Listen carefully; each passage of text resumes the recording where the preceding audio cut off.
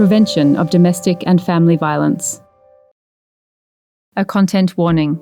This film includes scenes of abuse, neglect and violence towards people with a disability. If you feel upset, support is available. Contact 1800-RESPECT for confidential support on 1800-737-732 or online chat at www.chat.1800respect.org.au/#welcome. Family violence is preventable. To prevent violence, we need to understand its causes, also known as drivers. The drivers of violence include beliefs, attitudes and behaviours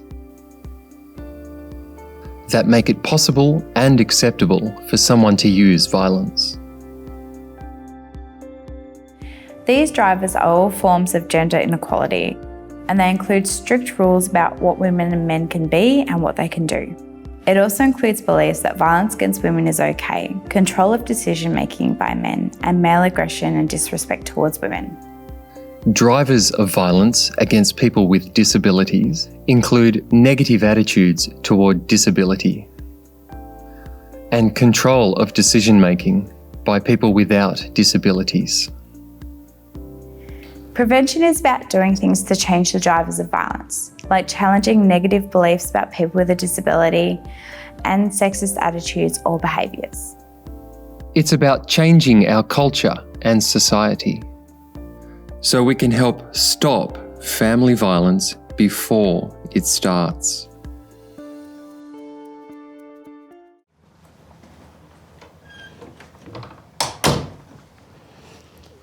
Hi, Effie.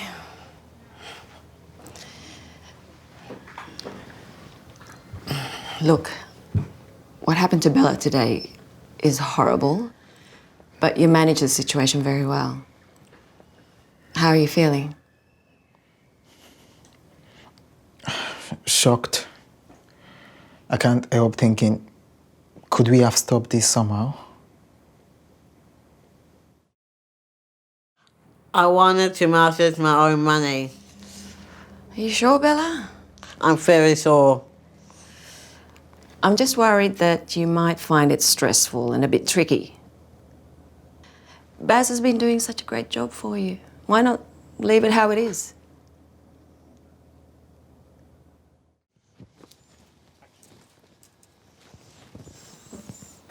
Hey, Mommy, the workshop on setting a relationship coming up. I really want to go.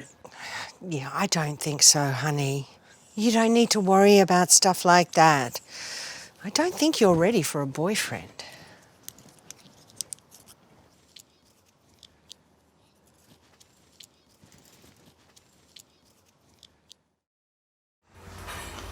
So I said I wanted ready. But nobody liked it at first. You're lucky to be with Baz, so just give him what he wants.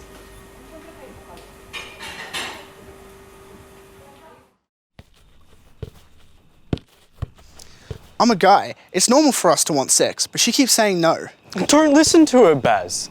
She'll get used to it. Mate, she is your girlfriend. There were times I noticed things and I wasn't sure what to do. So it's like, what could we have done differently?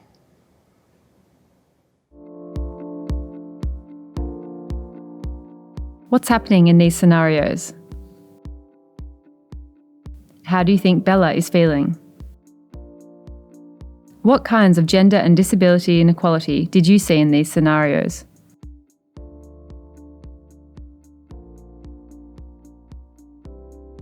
Yeah, I think Bella would feel like she's lost a bit of independence.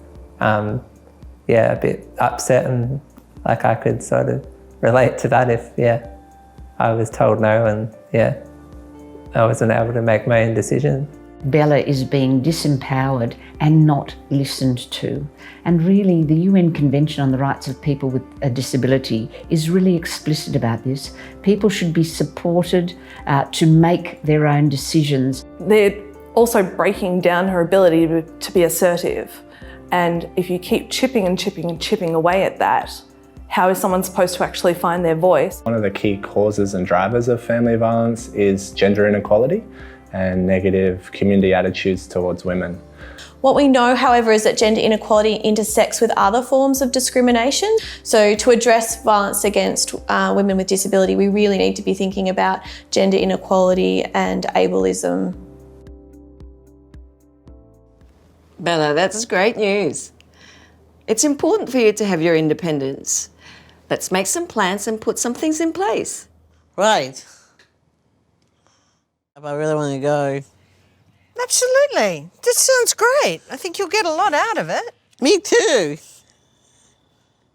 Bella, if you're not ready, you're not ready. And Baz needs to respect that. The right guy would impress you. You're right. Baz, no means no. She doesn't owe you anything. What the research has shown us is one of the leading contributing factors to men making change is when they choose to start unpacking ideas around male entitlement and male privilege. It doesn't need to be a big, gnarly challenge, it can just be a little thing. If a man's talking about his missus, yeah, you might just ask, oh, what's her name?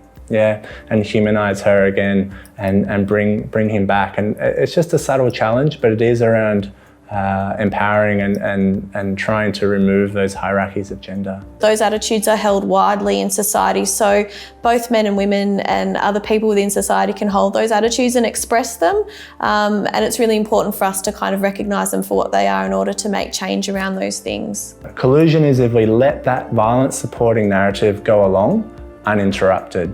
You might be involved in conversations where a colleague or peer says something that you're not comfortable with. You can show that you're not supportive of what they're saying by turning away from them or not laughing along with them. When we're looking at those unhealthy gender stereotypes and unhealthy attitudes towards women, they're silencing women's voices. Yeah, and so if we want to challenge that, we want to be amplifying those voices, and we do that by asking and listening.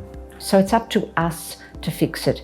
And one of the ways we can do that is to really think about what are the mechanisms that we can use to empower women with disabilities. And as a society, we can be far more inclusive of them in everything that we do. 1-800-RESPECT provides support to anyone impacted by violence, including frontline workers who might want to debrief or seek a secondary consultation in relation to domestic and family violence. Call 1-800-737-732 or chat online at www.chat.1800respect.org.au/#/welcome. The Men's Referral Service provides advice for workers supporting clients who use violence and support for men who are using controlling behaviour towards a partner or family member. Call 1300 766 491 or chat online at www.ntv.org.au/gethelp/about the Men's Referral Service. This video was produced by Women with Disabilities Victoria in partnership with National Disability Services with the support of the Victorian Government.